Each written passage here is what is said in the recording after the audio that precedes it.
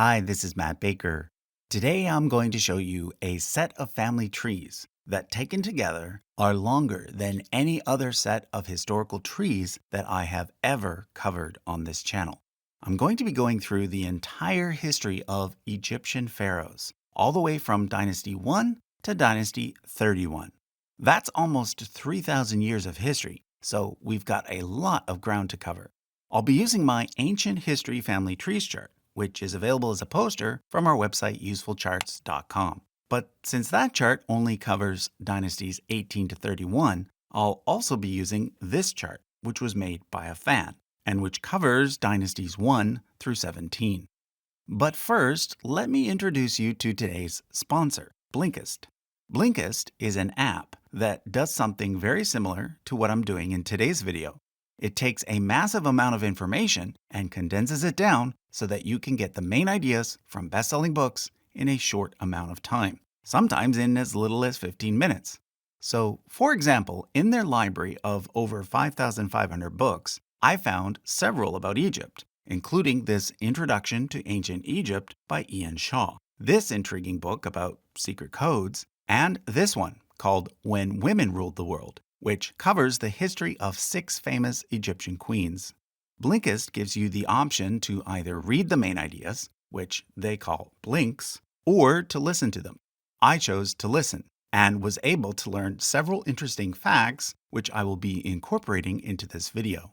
Blinkist also has podcasts and a new feature called Blinkist Spaces, which allows you to share titles that you liked with others, even if they don't have a membership. So, to get 25% off Blinkist Annual Premium, you can start your 7-day free trial right now by using the QR code on screen or by clicking the link in the description or pinned comment. Okay, the first thing I want to address is the word pharaoh. This word was not actually used to refer to the ruler of Egypt until the 18th dynasty. Prior to this, the more accurate term for a ruler of Egypt would simply be king. Originally, the word pharaoh referred to the entire royal palace, not just one person. Kind of like how nowadays we use the phrase the White House to refer to the US president's entire administration, instead of just the president. That said, in this video, I'm going to use the word pharaoh from the very beginning, because informally, that's the term that we usually use for any ancient ruler of Egypt. And I'm actually going to start with what some Egyptologists call Dynasty 0. This includes a handful of pharaohs that we know ruled before Dynasty 1, such as Eri-Hor and Scorpion. What you see on the left is the name Eri-Hor written in hieroglyphs. This is actually the earliest known writing we have of a person's name in all of world history, so that's pretty cool. And the image on the right is the earliest depiction we have of a pharaoh. It's unclear whether his name was actually Scorpion or whether that was just some sort of nickname. Both of these Dynasty 0 pharaohs ruled from a city in Upper Egypt called Naqada. Now don't be confused by the fact that Upper Egypt is located below Lower Egypt. The names are based on the way that the Nile River flows, which is south. So think of it this way. Lower Egypt is downriver, and Upper Egypt is upriver. Prior to Dynasty 1, Lower Egypt and Upper Egypt had separate rulers. The ruler of Lower Egypt wore a red crown that looked like this, whereas the ruler of Upper Egypt wore a white crown that looked like this. Once Egypt was unified, the pharaohs began wearing a double crown, which was a combination of the two. Which brings me to Narmer. Narmer was the first pharaoh to rule both Lower and Upper Egypt. He was likely a member of the same dynasty as Eri-Hor and Scorpion, but he managed to conquer Lower Egypt and thus unite Egypt for the first time. This is why he's considered to be the first pharaoh of the first dynasty. You can see him depicted here wearing the crown of Upper Egypt, and then again here wearing the crown of Lower Egypt. Now, you might have also heard of a pharaoh named Menes, who later sources credit with being the one to unite Egypt. Well, take note that nowadays, most Egyptologists think that Menes was simply another name for Narmer. We don't actually know much about Dynasty 1, but we do know the names of each pharaoh, thanks to various king lists made later, such as this one, located at the Temple of Seti I. The first 8 pharaohs on the list represent those from Dynasty 1. The assumption is that these were all father-son successions, but we don't actually know for sure. So just keep in mind that a lot of these family trees, especially the oldest ones, involve quite a bit of guesswork. Even the dates are estimates and could vary as much as 100 years on either side. Note that this chart highlights Queen Mernith, the wife of Pharaoh Jet. She's the first queen mentioned in the book When Women Ruled the World, because she is the earliest known example of a queen regent. Basically, Jet died when their son Den was still a child, and therefore Mernith ruled until which time Den was old enough to take over the throne. Note also that both Jet and Mernith were the children of Pharaoh Jer. This means that they were both husband and wife and brother and sister, a practice that was actually common for Egyptian pharaohs, all the way to the time of Cleopatra. So yeah, if you thought the Habsburgs were gross, well, they ain't got nothing on these guys. One other thing we know about Dynasty 1 is that they practiced human sacrifice upon the death of a pharaoh. They believed that the pharaoh would need help in the afterlife. So when a pharaoh died, they killed some of his servants and soldiers and buried them alongside him so that he wouldn't be alone. For example, in Pharaoh Jer's tomb, archaeologists found over 500 other bodies, some of whom appeared to have been strangled. Fortunately, this practice was abandoned during Dynasty 2, when real humans were replaced by mini figurines called ushabti. We actually know even less about Dynasty 2 than we do about Dynasty 1.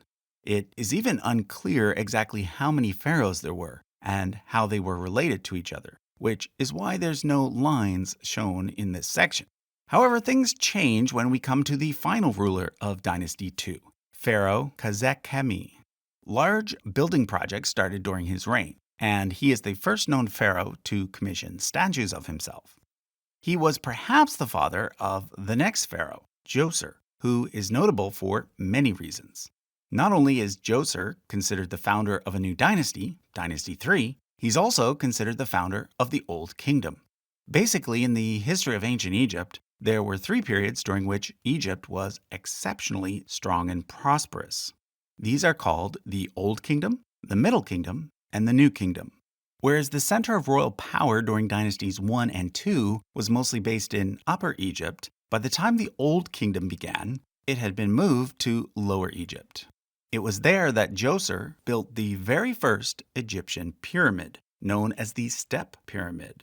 It's less than half the height of the Great Pyramid of Giza, but still ranks number 10 on the list of the tallest surviving pyramids in Egypt. The architect of this pyramid was a high priest named Imhotep, who was also a physician. He was later deified and worshipped as a god, but don't get him confused with the main bad guy character from the 1999 movie The Mummy. That Imhotep is based on a fictional character from the much later 19th dynasty. Anyhow, the rest of the pharaohs in Dynasty 3 are once again difficult to place on a tree, although the last one, Huni, may have been the father of the first pharaoh of the 4th dynasty, Sneferu. It was during the 4th dynasty that the Old Kingdom reached its peak, and it was this dynasty that built the most famous pyramids. Sneferu built at least 3, the Red Pyramid and Bent Pyramid at Dashur, and the Collapsed Pyramid at Midum. But it was his son, Khufu, who built the most famous pyramid of all, the Great Pyramid of Giza, which for about 4,000 years held the record for the tallest human structure ever built. It, like most other Egyptian pyramids, was built to serve as a tomb for the pharaoh. The next tallest pyramid, also located at Giza, was built by his son Khafre. But what most people don't know is that Khafre was actually preceded by his older brother Djedefre, and that Djedefre built a pyramid too, although he built his 8 kilometers north of Giza. Djedefre's pyramid is known as the Lost Pyramid because while it is known to have been completed, it was at some point completely destroyed, and all that remains of it today is this. Originally, it, as well as all the other pyramids in Egypt, would have looked something like this. However, for whatever reason, Djedefre died and was replaced by his brother Khafre, who decided to build his pyramid right next to that of his father Khufu. But he didn't stop there. Khafre also built the famous Sphinx statue next to his pyramid. Now, there are all sorts of theories out there about how the Sphinx may actually have been built much, much earlier. But these are all dismissed by serious scholars, who virtually all agree that it was built by Khafre. The third and smallest pyramid at Giza was built by Khafre's son, Menkaure, who was the next pharaoh. He in turn was followed by his son, Shepseskef, who, for some unknown reason, did not build himself a pyramid, but rather a much smaller tomb instead. Maybe the economy was getting weaker, or the power of the dynasty was declining, because it was after his death that we get a new dynasty, Dynasty 5. The first pharaoh of that dynasty, Userkaf, was perhaps married to one of Shepsaskef's sisters. But keep in mind that this, like many parts of these trees, is speculative. The 5th dynasty pharaohs built pyramids as well, but theirs were much smaller than those from the 4th dynasty. The most important pharaoh of this dynasty was Userkaf's son, Sahure. His mortuary temple included over 100,000 square feet of stone carvings, like this one, and its architectural style was copied by other pharaohs for many centuries. It was also during his reign that Egypt's navy really started to venture far and wide, from what we now call Lebanon in the north to what we now call Eritrea in the south. He was followed by his son, Neferir-Kare, who built the largest pyramid of the 5th dynasty, slightly larger than the smallest pyramid at Giza. He in turn was followed by his son, Neferefra, although a brother may have ruled briefly in between. Neferefra holds the distinction of being the earliest pharaoh for whom bodily remains have been found. As you probably know, the ancient Egyptians are well known for having preserved the bodies of important people in the form of mummies. Due to grave robberies, very few mummies from before the New Kingdom have survived, and in fact we have only partial remains of 2 pharaohs. One of those is Neferefre, and the other is his grandson, Djedkare-Isesi. Djedkare-Isesi was followed by his son, Unas, who is notable because in his tomb were found the earliest examples of pyramid texts. These were religious spells that were meant to help guide the pharaoh's spirit out of the tomb and into the afterlife. Unas did not have any heirs, so at this point the throne passed to his son-in-law, Teti, and thus a new dynasty was born. During the 6th dynasty, the politics in ancient Egypt experienced a major shift, with court officials, local administrators, and religious leaders gaining more power. Especially important were the nomarchs, the hereditary rulers of each nome or province. But something else occurred during the 6th dynasty that might explain why the Old Kingdom came to such an abrupt end at this point. It was the event that most scholars now call the 4.2 kiloyear event, because it occurred approximately 4,200 years ago. This major climate event caused dry conditions worldwide, which resulted not only in the fall of the Egyptian Old Kingdom, but also the fall of the Akkadian Empire in Mesopotamia and the Indus Valley Civilization in South Asia. Interestingly, the pharaoh who ruled just prior to this event was Pepi II, who is said to have reigned for a record 94 years. This is almost certainly an exaggeration, though, as most scholars estimate that the length of his reign was closer to 64 years. Still, that's pretty good for an early Bronze Age ruler. The next 4 dynasties make up what's called the First Intermediate Period, a sort of dark ages between the Old Kingdom and the Middle Kingdom. We know next to nothing about these dynasties, and in fact, the 7th dynasty might not have even existed at all. According to the Ptolemaic historian Manetho, the 7th dynasty consisted of 70 rulers in 70 days, which was probably just a poetic way of saying that things got really, really bad. The 8th, 9th, and 10th dynasties were all very minor and were limited to Lower Egypt. In contrast, the 11th dynasty was based in Upper Egypt and started out as a rival to the 10th dynasty. In fact, its first 5 rulers should not really be considered pharaohs, but rather nomarchs. But that all changed with Mentuhotep II. He managed to defeat Lower Egypt and unite the country once again. This marks the start of the Middle Kingdom, when once again power was centralized in the hands of the pharaoh. Mentuhotep II was followed by his son Mentuhotep III, and then by his son Mentuhotep IV, before power then shifted to a new dynasty, Dynasty 12. The 12th dynasty began with Pharaoh Amenemhat I, who had previously been the vizier, or prime minister, under Mentuhotep IV. Whether he took control because Mentuhotep IV did not have any sons, or whether he usurped the throne, is unknown. But what we do know is that he and his descendants helped the Middle Kingdom to reach new heights. For the first time ever, Egypt had a standing army, and they used it to expand their borders into Nubia to the south. They also built a canal parallel to the Nile that connected the Nile River to Lake Moeris, thus creating what is today known as the Fayum Oasis. And they revived the practice of building pyramids as tombs, although their pyramids weren't quite as big as the Old Kingdom ones, and most of them have since fallen apart. One example of this is the Black Pyramid of Amenemhat III. The most important pharaoh of this dynasty, however, was Senusret III. He is thought to be the pharaoh upon which the later Greek legend of Sesostris was built. According to the Greeks, this pharaoh led an army all the way up to Anatolia and then crossed over into Europe, reaching as far as what is today Bulgaria. Tales of his exploits were so famous that Alexander the Great was initially called the New Sesostris. That said, it is extremely unlikely that Senusret or any other ancient pharaoh ever did reach Europe.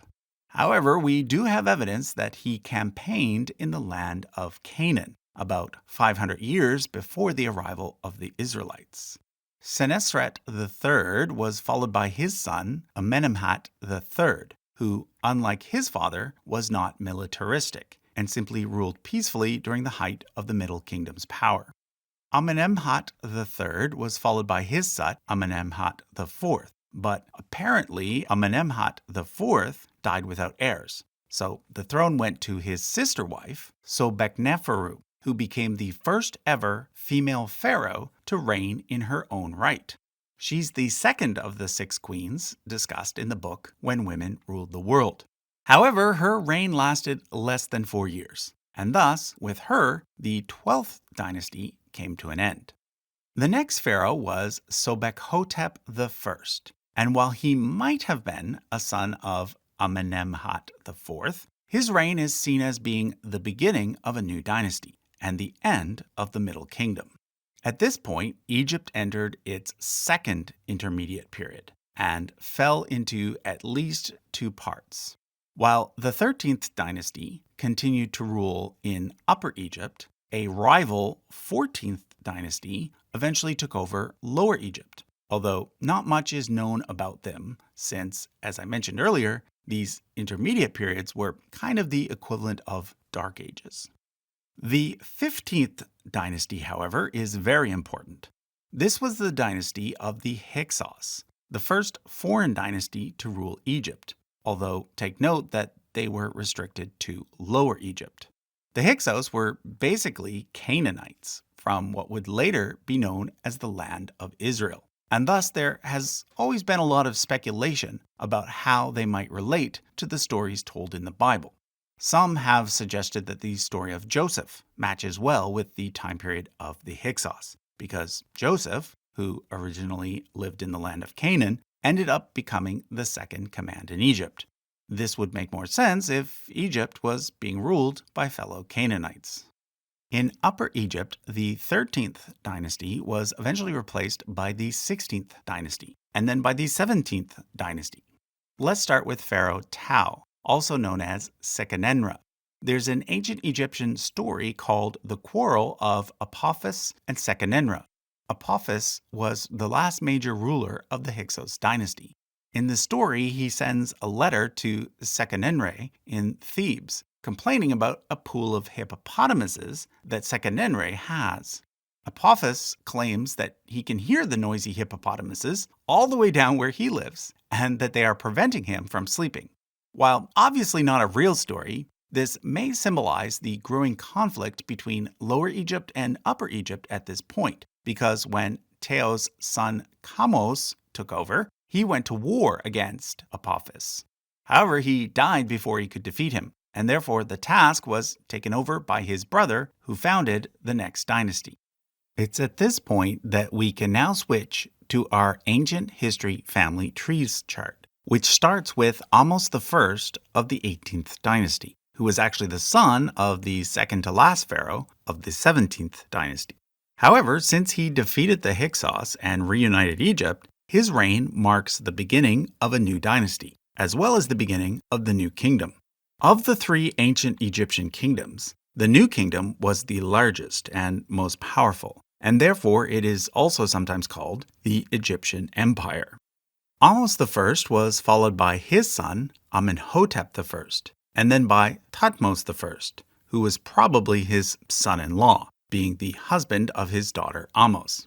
However, I need to remind you that even at this point, there are still a lot of question marks when it comes to these family trees. Sometimes a link shown on this chart between two people is just one possibility among many. So just keep that in mind going forward. Anyhow, Thutmose I was followed by his son Thutmose II. But then we get one of the most famous female pharaohs of all time. When Thutmose II dies before his son, Thutmose III is ready to take the throne. What happens is that his half-sister, Hatshepsut, who was also one of his wives, took over and ruled until Thutmose III came of age. And unlike her sickly brother, who didn't accomplish much, Hatshepsut took Egypt to new heights. However, when she died and Thutmose III finally took over, he proceeded to try and erase any memory of her. This, of course, didn't work, though, because we know today that Hatshepsut truly was one of the most influential pharaohs of this dynasty. But Thutmose III accomplished a lot too, especially militarily. He's been called the Napoleon of ancient Egypt, which is a bit silly because it's probably better to say that Napoleon was the Thutmose III of modern Europe. He campaigned up as far as Syria and was one of the few pharaohs to cross the Euphrates River, which means that he's not actually a very good candidate for being the pharaoh of the Exodus, even though, according to some literal interpretations of the Bible, the Exodus would have occurred during his reign. The reason why this doesn't make sense is that Egypt controlled pretty much all of Canaan at this time. So, if the Israelites did leave Lower Egypt during the reign of Thutmose III, they would have simply ended up in a different part of the Egyptian Empire once they reached Canaan. I'll return to this topic in a bit, but first, let's continue down the tree. Thutmose III was followed by Amenhotep II, who made peace with the kingdom of Mitanni, which at the time was the main power to the north of the Egyptian Empire. He was then followed by Thutmose IV, who is known for restoring the Sphinx and for commissioning the Dream Stele, which is located between the paws of the Sphinx. Next came Amenhotep III, also known as Amenhotep the Great, who presided over the apex of ancient Egyptian art and culture. He was followed by his controversial son Akhenaten, originally known as Amenhotep IV, who decided to change the state religion so that only one god, Aten, was worshipped. This was not monotheism per se, but rather henotheism, which is the worship of only one god while acknowledging the existence of others. The timing of this religious experiment in Egypt is interesting, because just a few centuries later, the idea of worshiping only one god would pop up again in the nearby kingdoms of Israel and Judah. Whether or not there is a direct link is unknown, but it's certainly interesting to think about, considering that the Israelite religion went on to birth Judaism, Christianity, and Islam. Akhenaten is also important because of his connection to the Amarna letters, one of the most important archaeological finds when it comes to the history of ancient Egypt. Discovered in 1887, the Amarna letters consist of hundreds of clay tablets that record diplomatic correspondence between mostly Akhenaten and various rulers of Mesopotamian states. These letters have greatly assisted historians and linguists in understanding the culture and language of this time period. The decades following Akhenaten's reign are a bit difficult to understand, as there were two short-reigning pharaohs whose identities are debated. The first of these is Smenkhare, who may have been the husband of Akhenaten's daughter Meritaten, or perhaps Meritaten herself. Then there was Neferneferu-Aten, who may have been the same person as Smenkhare, or may have been somebody totally different. One popular theory is that Neferneferu-Aten was actually Nefertiti, the wife of Akhenaten, perhaps pretending to be a man. Whoever Neferneferu-Aten was, he or she was followed by one of the most well-known pharaohs of all time, Tutankhamun, or King Tut. He was actually a rather unimportant pharaoh, as pharaohs go, and is only famous because his tomb was one of the very few pharaonic tombs to be discovered almost entirely intact. Unfortunately for archaeologists, most tombs and other sites in Egypt have been robbed many times over the millennia, so finding one that is mostly intact is next to impossible. But in the 1920s, archaeologists found this door with an unbroken seal leading to a room that hadn't been entered for over 3,000 years. Inside, they found artwork like this, and rooms full of ancient objects like this. But perhaps most importantly, they found this box, which inside had this box, which inside had this box, which inside had this box, which inside had this final box, which inside had a mummy wearing this famous mask. Lots of studies have been done on King Tut's remains, and one thing we know for sure is that he was very unhealthy, probably due to all the inbreeding. We also now know, thanks to advances in DNA research, that King Tut's mother was not Nefertiti, but rather a woman previously labeled as the Younger Lady. And we also know that his mother and father were full siblings. Due to his poor health, King Tut only lived to be 19, and following his death, it appears that Nefertiti's father, who was also Akhenaten's uncle, took over for a few years. He was then followed by Nefertiti's brother-in-law, Horemheb. One of the most important things Horemheb did was start to erase all evidence of Akhenaten's deviant religion. By this point, Egypt had reverted to its usual polytheism, so anyone who continued to support the worship of only one god was considered a heretic. Dynasty 18 had run out of possible heirs, so when Horemheb died, his former vizier took over and became Ramses I, thus establishing a new dynasty, Dynasty 19. Ramses himself did not reign long, but as soon as his son Seti I took power, the new dynasty really started to take off. Seti I would probably have been remembered as one of the greatest pharaohs ever, if it had not been for the fact that his son Ramses II was even greater, which is why he's called Ramses the Great. Part of the reason for that is that he lived for a really long time, probably more than 90 years, resulting in a reign of 66 years. During this time, he fought against the Hittites, led by King Hattusili III. But eventually the two powers negotiated a peace treaty, which involved Ramses marrying Hattusili's daughter, Mathorneferer. He had previously been married to a woman named Nefertari, who he obviously respected quite a bit, because for the first and only time in Egyptian history, the pharaoh built a statue of her that was the same size as his own. But I don't mean to give the impression that Ramses was humble, because he was not. He built lots of massive statues of himself, including these ones of him sitting, located in Nubia. Then there was this one, now broken, the head now displayed at the British Museum. It's the statue that Percy Bysshe Shelley wrote the poem Ozymandias about, Ozymandias being the Greek name for Ramses. According to most scholars, Ramses the Great was probably also the inspiration for the character of Pharaoh in the Bible's Exodus story. The context for that story fits much better with the reign of Ramses than it does with the earlier mentioned Thutmose III. Not that I'm saying that the Exodus story should be taken literally. I don't think that it should be. But it is likely that the story does contain a kernel of a historical memory, and that memory probably has something to do with the Israelites being subjugated sometime during the 18th and 19th dynasties. In fact, we have written evidence that Ramses' son and heir, Merneptah, at least claimed to have subjugated the Israelites. He says so in the Merneptah stele, which contains the earliest known mention of the people of Israel outside of the Bible. But the archaeological record also shows that after this point, Egypt lost control of Canaan, which allowed the Israelites to flourish, indicating that this sequence of events around this time might be what the Exodus story is really all about.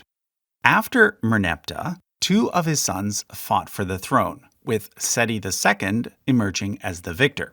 But when Seti II died, and then his heir Siptah died, one of Merneptah's daughters, named Tuosret, ended up on the throne. However, this led to another civil war, which ended with a relative named Setnakte on the throne. Setnakte was either a grandson of Ramses the Great via another line, or perhaps a lower-ranking son of Merneptah. Either way, his ascension marks the beginning of a new dynasty, Dynasty 20, during which time Setnakte's son, Ramses III, became the last great pharaoh of the New Kingdom. This is because it was during his reign that one of the most important events in ancient history occurred, the Bronze Age collapse. For some reason, all of the major civilizations along the eastern Mediterranean Sea, such as the Egyptians, the Greeks, and the Hittites, all rapidly declined at the exact same time, resulting in what's been called the Greek Dark Ages. One of the reasons for this decline, or perhaps one of the results, was the emergence of the Sea Peoples. Ramses III was suddenly forced to defend Egypt against a massive attack from the sea. He managed to repel the attack, but in the decades that followed, Egypt got weaker and weaker. This was not helped by the fact that, after his death, 4 different branches of the family fought for power. After Ramses III came a Ramses IV, 5th, 6th, 7th, 8th, 9th, 10th, and 11th. With the death of Ramses XI, Egypt once again effectively split in two, ushering in the Third Intermediate Period, yet another Dark Ages. This time, Lower Egypt continued to be ruled by pharaohs, Dynasty 21, but Upper Egypt was, for the first time, ruled by priests, the high priests of Amun. Note that both Smendes I, the founder of the 21st dynasty, and Penedjem I, the high priest of Amun, married daughters of Ramses XI. This period of disunity ended with the rise of yet another foreign dynasty, this time from Libya. Originally, they had held the title Great Chiefs of Ma, but eventually Shawshank I, who had served as Egypt's top general, became pharaoh, ushering in the 22nd dynasty. He named one of his sons as high priest of Amun, thus bringing both Upper and Lower Egypt under his control. Shawshank I also holds the distinction of being the first pharaoh to be mentioned by name in the Bible. This is because it is at this point in the biblical story that the narrative moves from legendary material to more historical material. So basically, it was the 22nd dynasty of Egypt that overlapped with the kingdoms of Israel and Judah, as well as the rise of the Assyrian Empire. If you want to learn more about the various pharaohs mentioned by name in the Bible, you can check out our video on that topic, which I'll link to in the description. The unification ushered in by Shawshank I lasted only about 100 years. Eventually, his tree split in two directions, with one part controlling Upper Egypt as Dynasty 23, and the other part continuing to rule Lower Egypt as Dynasty 22. The situation became even more complicated when a third dynasty, called Dynasty 24, started to rule as well. However, Dynasties 22, 23, and 24 all came to an end when Pa, the king of Kush, also known as Nubia, came north and managed to defeat them all. He founded the 25th dynasty, during which time Egypt was simply a part of the much larger Kushite Empire.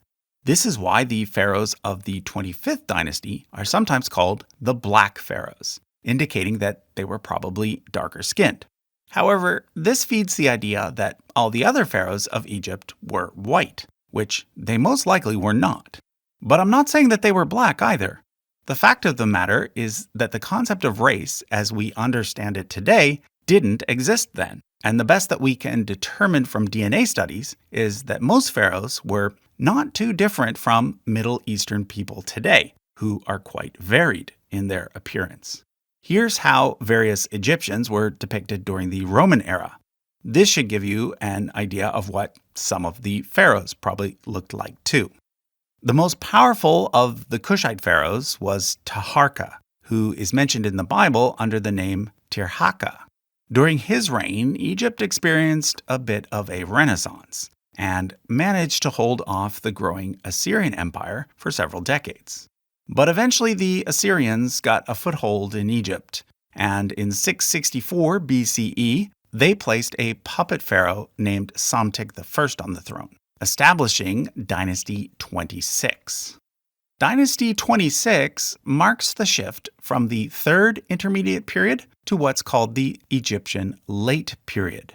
At the start of this period, Assyria experienced a rapid decline, and therefore Psamtik I went from being a puppet ruler to being an independent ruler. He was followed by his son Necho II, who, among other things, is remembered for having killed King Josiah of Judah. However, the greatest pharaoh of this dynasty was Ahmose II, who actually may not have been a male line of Psamtik I. His exact connection to the tree is unknown, but at the very least he was married to one of the daughters of the previous pharaoh, Apries. Ahmose II is often considered to have been the last great native pharaoh because after his death, Egypt fell to the Achaemenid Persians. The Achaemenid Empire was established by Cyrus the Great, but Cyrus himself never managed to conquer Egypt. This task was left to his son, Cambyses II. Cambyses became pharaoh in 525 BCE. And this marks the beginning of the 27th dynasty of Egypt, which consisted of whoever was king of kings of the Achaemenid Empire. So in addition to Cambyses II, this dynasty also included Darius the Great, Xerxes the Great, and Artaxerxes I. However, during the reign of Artaxerxes' son, Darius II, Egypt managed to revolt and achieve independence under a pharaoh named Amarna, who may have been a descendant of the 26th dynasty. However, his reign is considered to be the 28th dynasty, even though it wasn't actually a dynasty at all, since he was the only member of it.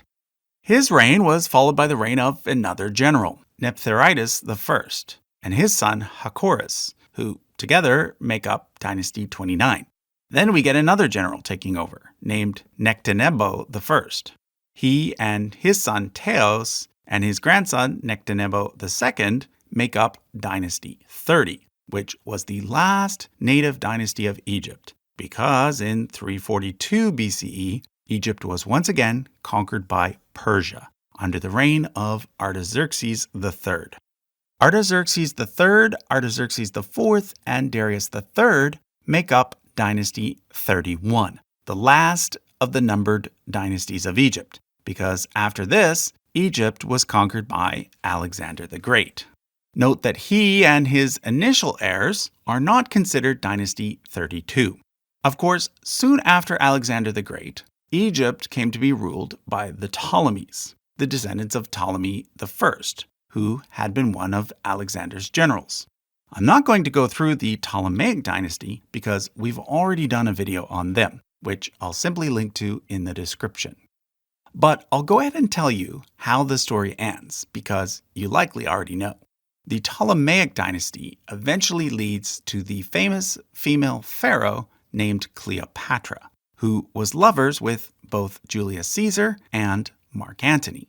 Following her death, Egypt became part of the Roman Empire. And while the Roman emperors did technically hold the title of pharaoh, this practice was eventually abandoned following the reign of Maximinus Daza in 313 CE and was never resurrected. So that was a look at some of the family trees of Egyptian pharaohs, all the way from Dynasty 1 to Dynasty 31. If you like getting a bunch of knowledge in a short amount of time, don't forget to check out Blinkist by clicking the link in the description or pinned comment. Thanks for watching.